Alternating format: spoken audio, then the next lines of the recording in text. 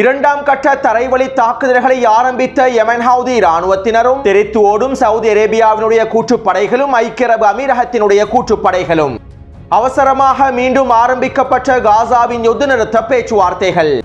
Israeli ஆக்கிரமிப்புக்கு எதிராக good morning தாக்குதல்களை மேற்கொண்டு வரும் யெமன் ஹவுதி இராணுவத்தினர். யெமனினுடைய முக்கிய தீவிலே களமிறங்க போகும் அமெரிக்காவும் இஸ்ரேலி ஆக்கிரமிப்பும். நீதி அமைச்சராக தெரிவு செய்யப்பட்ட பயங்கரவாத தளபதியும் பயங்கரவாதிகளுக்கு இடையிலான மோதல்களும்.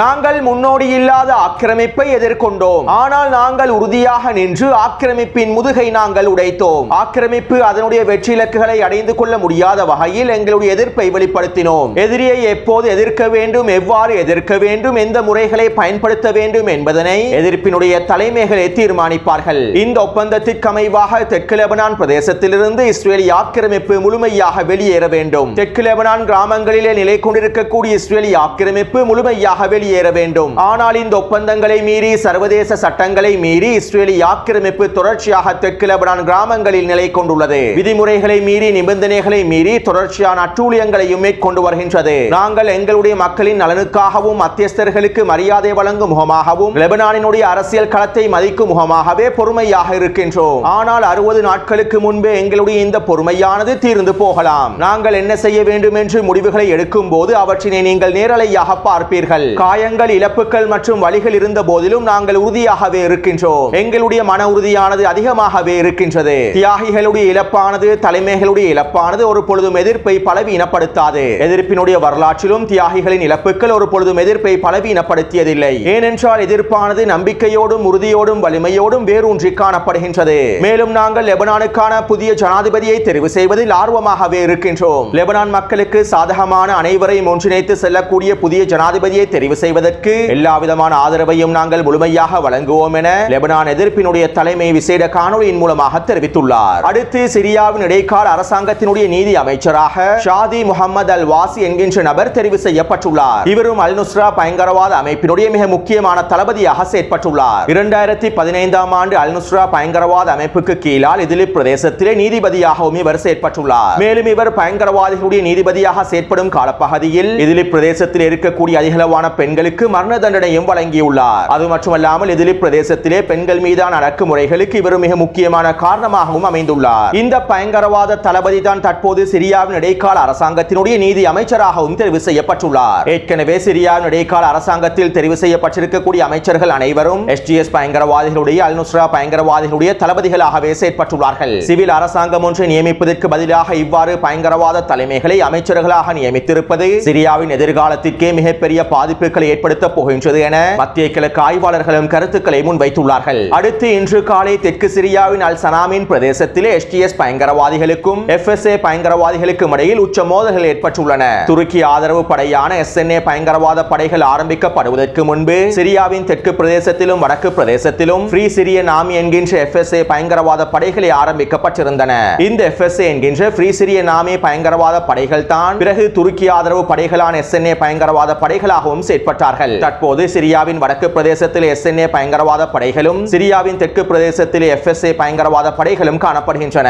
இப்படியான நிலைமையிலேயே இன்று காலை எஃப்எஸ்ஏ பயங்கரவாத படைகளுக்கும் எஸ்டிஎஸ் பயங்கரவாத படைகளுக்கும் இடையில் மோதல்கள் ஆரம்பிக்கப்பட்டுள்ளன. இரு தரப்பினருக்கும் இடையிலே இருக்கக்கூடிய கொள்கை ரீதியான பிரச்சனை தான் இந்த மோதலுக்கு காரணம் என்றும் உள்ளூர் ஊடகங்கள் சுட்டிக்காட்டியுள்ளன. பயங்கரவாதிகளுக்கு இடையிலே இருக்கக்கூடிய கொள்கை வேறுபாட்டினால் ஏற்பட்டிருக்கக்கூடிய இந்த மோதலில் சிரியாவின் அப்பாவி பொதுமக்களும் கொல்லப்பட்டுள்ளார்கள். எனவே தற்போது சிரியாவின் வடக்கு பிரதேசத்திலே எஸ்என்ஏ பயங்கரவாத படைகளுக்கும் எஸ்டிஎஃப் பயங்கரவாத படைகளுக்கும் இடையில் உச்ச மோதல்கள் இடம்பெற்று வருகின்றன. அதே போன்று தெற்கு சிரியாவிலே எஃப்எஸ்ஏ பயங்கரவாத படைகளுக்கும் எஸ்டிஎஸ் பயங்கரவாத படைகளுக்கும் இடையில் மோதல்கள் தற்போது ஆரம்பிக்கப்பட்டுள்ளன. இனி வரக்கூடிய நாட்களில் தெற்கு சிரியாவிலே இந்த மோதல்கள் விரிவடைவதற்கான வாய்ப்புகள் அதிகமாகவே இருப்பதாகவும் ஆய்வாளர்கள் தெரிவித்துள்ளார்கள். அதே நேரம் தெற்கு பிரதேசத்திலே இந்த பயங்கரவாதிகள் மோதிக்கொள்ளும் சந்தர்ப்பத்தில் இஸ்ரேலி ஆக்கிரமிப்பு ராணுவம் சுதந்திரமாக செயற்பட்டு தெற்கு பிரதேசங்களை முழுமையாக கைப்பற்றி வருகின்றது. இன்று காலையும் குனித்ரா கிராமத்திற்கு அருகாமையில் இருக்கக்கூடிய இன்னும் மிக முக்கியமான 3 கிராமங்களையும் இஸ்ரேலி ஆக்கிரமிப்பு ராணுவம் முழுமையாக கைப்பற்றிக் கொண்டிருப்பதாக செய்திகள் வெளியாகியுள்ளன. அத்தோடு லெபனான் சிரியா எல்லையிலே ஆரம்பிக்கப்பட்டிருந்த மோதல்கள் தற்போது இடைநிறுத்தப்பட்டிருப்பதாக தெரிவிக்கப்படுகின்றது. லெபனான் அரசு ராணுவத்தினுடைய தாக்குதல்களை தொடர்ந்து எஸ்டிஎஸ் பயங்கரவாதிகள் லெபனான் எல்லையிலிருந்து வெளியேறியதனாலும் பின்வாங்கி இருப்பதனாலும் இந்த தாக்குதல்கள் இடைநிறுத்தப்பட்டிருப்பதாகவும் தெரிவிக்கப்படுகின்றது.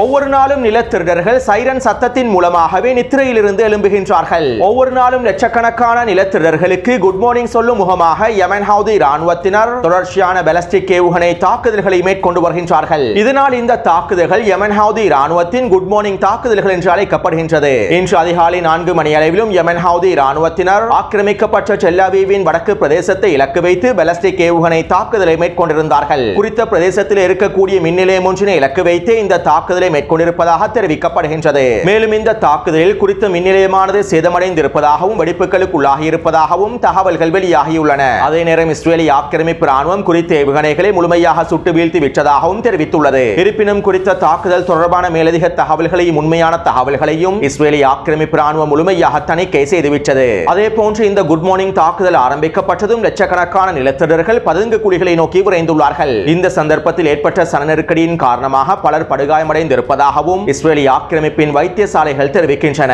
அடுத்து யமன் ஹவுதி ராணுவத்தினுடைய தாக்குதல்களை தொடர்ந்து அமெரிக்கா யமனினுடைய சதா பிரதேசத்திலும் உதைதா துறைமுக பிரதேசத்திலும் வான்வழி தாக்குதல்களை மேற்கொண்டுள்ளது. கிட்டத்தட்ட 5க்கும் அதிகமான வான்வழி தாக்குதல்களை அமெரிக்கா மேற்கொண்டிருப்பதாக தெரிவிக்கப்படுகின்றது. குறித்த பிரதேசங்களிலே இருக்கக்கூடிய யமனினுடைய ராணுவ கட்டளை தளங்களை இலக்கு வைத்து இந்த தாக்குதல்கள் மேற்கொள்ளப்பட்டிருப்பதாகவும் அமெரிக்காவின் மத்திய கட்டளை தளம் அறிவித்துள்ளது. இருப்பினும் இராணுவ தளங்களை இலக்கு வைப்பதாக கூறி யமன் பொதுமக்களை இலக்கு வைத்து இந்த தாக்குதல்கள் மேற்கொள்ளப்பட்டிருப்பதாக யமன் ஊடகங்கள் உறுதிப்படுத்தியுள்ளன. மேலும் அமெரிக்காவின் இந்த வான்வழி தாக்குதலில் 5 பேர் படுகாயமடைந்திருப்பதாகவும் தெரிவிக்கப்படுகின்றது. அடுத்து யமனினுடைய தெற்கு பிரதேசத்திலே அதாவது ஏடன் வளைகுடாவினுடைய தெற்கு பிரதேசத்தில் சொகோத்ரா தீவுகள் காணப்படுகின்றன.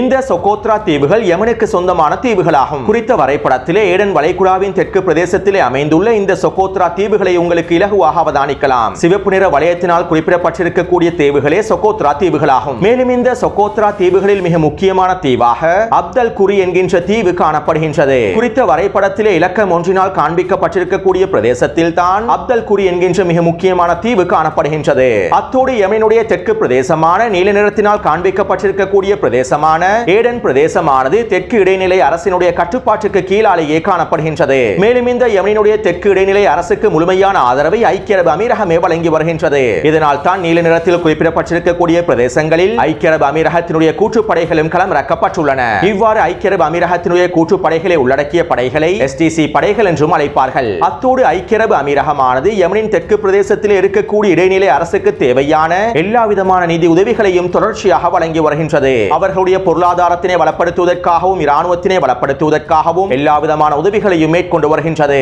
அதே நேரம் இந்த தெற்கு இடைநிலை அரசினுடைய கட்டுப்பாட்டுக்கு கீழால் தான் இந்த சொகோத்ரா தீவுகளும் காணப்படுகின்றன.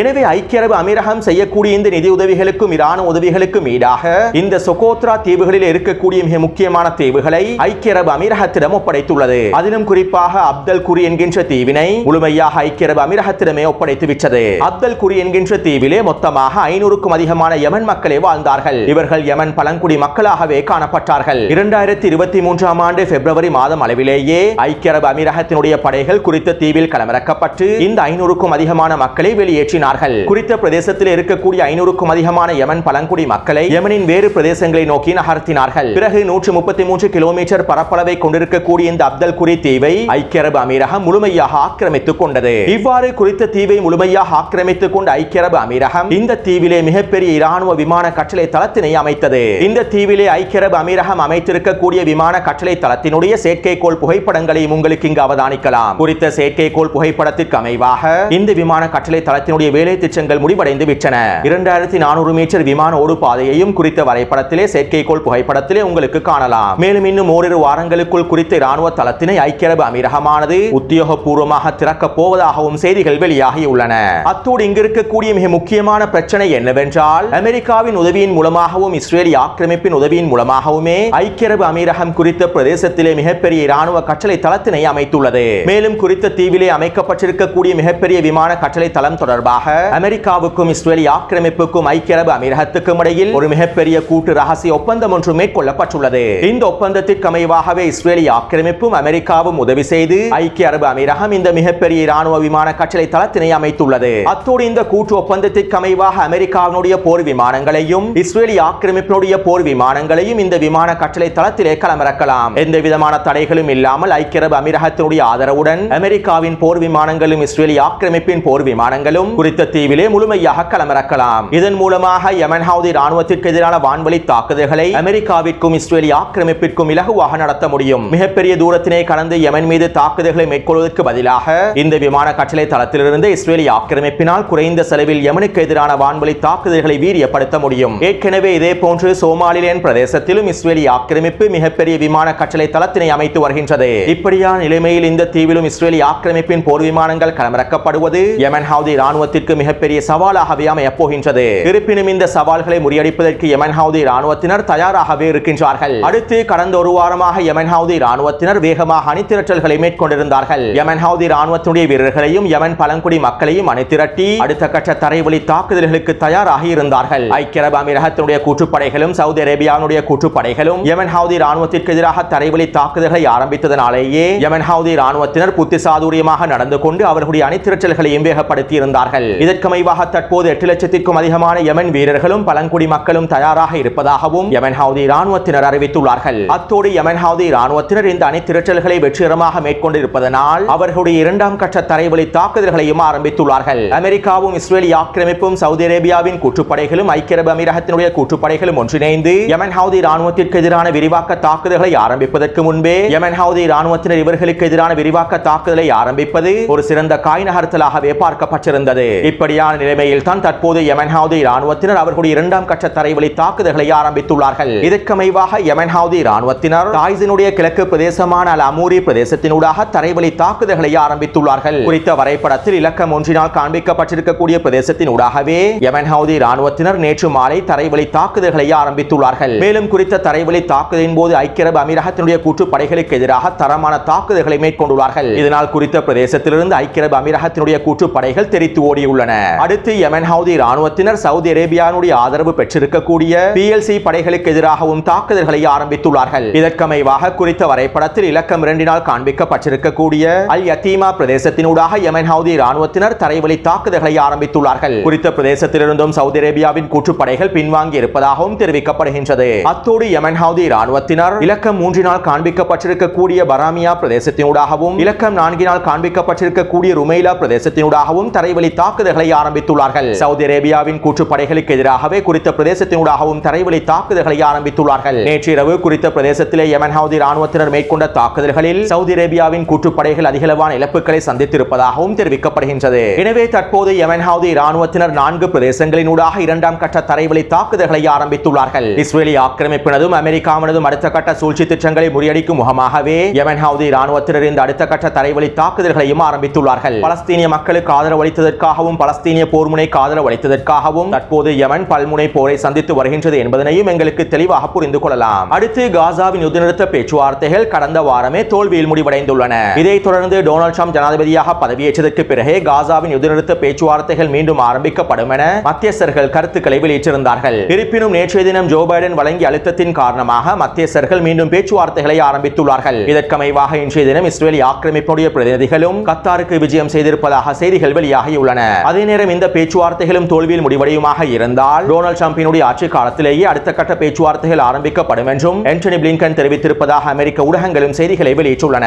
அடுத்து இஸ்ரேலிய ஆக்கிரமிப்பு காசா முழுவதும் உச்ச வான்வழி தாக்குதல்களை மேற்கொண்டு வருகின்றது. கடந்த 24 மணித்தியாலங்களுக்குள் இஸ்ரேலிய ஆக்கிரமிப்பு மேற்கொண்டிருக்கக்கூடிய வான்வழி தாக்குதல்களில் 60க்கும் அதிகமான பலஸ்தீனிய மக்கள் இனப்படுகொலை செய்யப்பட்டுள்ளார்கள். அத்தோடு அல்-அக்ஸா படையினர் ஜபலியா பிரதேசத்தில் ஒஃபென்சிவ் தாக்குதல்களை மேற்கொண்டு வருகின்றார்கள். இதற்கமைவாக குறித்த பிரதேசத்தில் ஒரு மெர்காவா போர் தாங்கி வாகனத்தையும் அளித்துள்ளார்கள். மேலும் குறித்த பிரதேசத்திலே பதுங்கியிருக்கக்கூடிய இஸ்ரேலிய ஆக்கிரமிப்பு சிப்பாய்களுக்கு எதிராக தொடர்ச்சியான மோட்டார் குண்டு தாக்குதல்களை மேற்கொண்டுள்ளார்கள். எனவே இந்த காணொளி தொடர்பான கருத்துக்களை பதிவிடுங்கள். தொடர்ந்தும் என்னுடன் இணைந்திருங்கள். நன்றி, வணக்கம்.